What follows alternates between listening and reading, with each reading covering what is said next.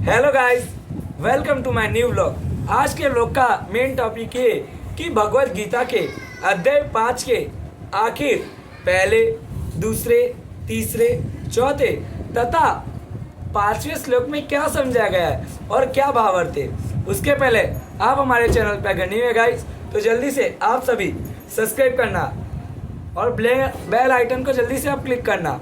और हाँ गाइस, थोड़े वीडियो में कम डाल रहा था क्योंकि इस समय गणेश चतुर्थी चल रही थी, तो मुझे आप लोग के लिए लॉन्ग वीडियो बनाने का समय नहीं मिल पाया, जिसके लिए मैं गणपति के डेली शॉर्ट्स डाल रहा था। इस कारण से आइए समझते कि पहले श्लोक में क्या कहा गया है।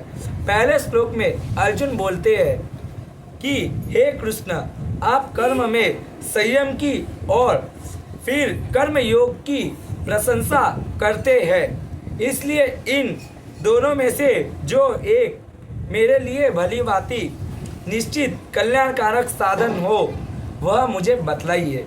तथा इसका उत्तर देते हुए श्री कृष्ण दूसरे श्लोक में अब ये समझाते हैं कि श्री भगवान बोले, कर्म संयम और कर्म योग तथा ये दोनों ही परम कल्याण को प्राप्त होते तथा परंतु उन दोनों में से भी कर्म संयम से कर्म योग साधन में सुगम होने वाला तथा श्रेष्ठ पुरुष गिनाता है, इसलिए कि कर्म की त्याग करना चाहिए तुमको अर्जुन।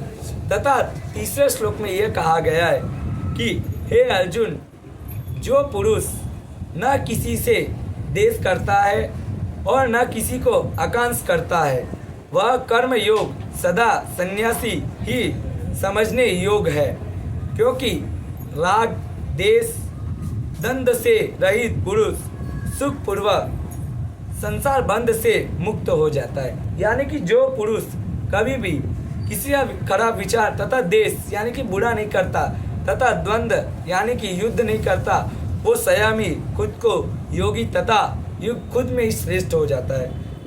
तथा चौथे श्लोक में ये कहा गया है, उपयुक्त संयम और कर्म योग मुख्य लोग तथा पृथुक पृथुक फल दोनों वाले कहते हैं, ना कि पंडित जन, क्योंकि दोनों में से एक ही संयम को प्रकार से स्थित पुरुष दोनों में फल स्वरूप परमात्मा को प्राप्त होते तथा हे अर्जुन, तू कर्म योग तथा तू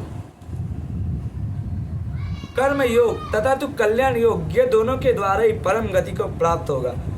तथा अब इसका उत्तर देते हुए 5वें श्लोक में ये कहा गया है कि ज्ञान योगी द्वारा जो परम धाम प्राप्त किया जाता है, कर्म योगी द्वारा भी वही परम धाम प्राप्त किया जाता है। इसलिए जो पुरुष ज्ञान योग और कर्म योग को फल रूप एक देखता है वही यथार्थ देखता है, यानी कि वही सच्चा विचारता है तथा वही एक समझदार व्यक्ति है। तो गाइस, आज का वीडियो हम इधर ही समाप्त करते। अगर आपको हमारा वीडियो अच्छा लगे तो जल्दी से सब्सक्राइब कीजिए और लाइक कीजिए। सॉरी गाइस, हम वीडियो डालने में थोड़ी देरी कर रहे थे क्योंकि गणेश चतुर्थी थी, इसके लिए हम शॉर्ट्स के ऊपर थोड़ा ज़्यादा भार दे रहे थे। ओके गाइस, कमेंट में जय श्री श्याम और जय श्री राम लिख के जाना गाइस, और वीडियो अच्छा लगे गाइस तो लाइक करके जाना। Bye bye.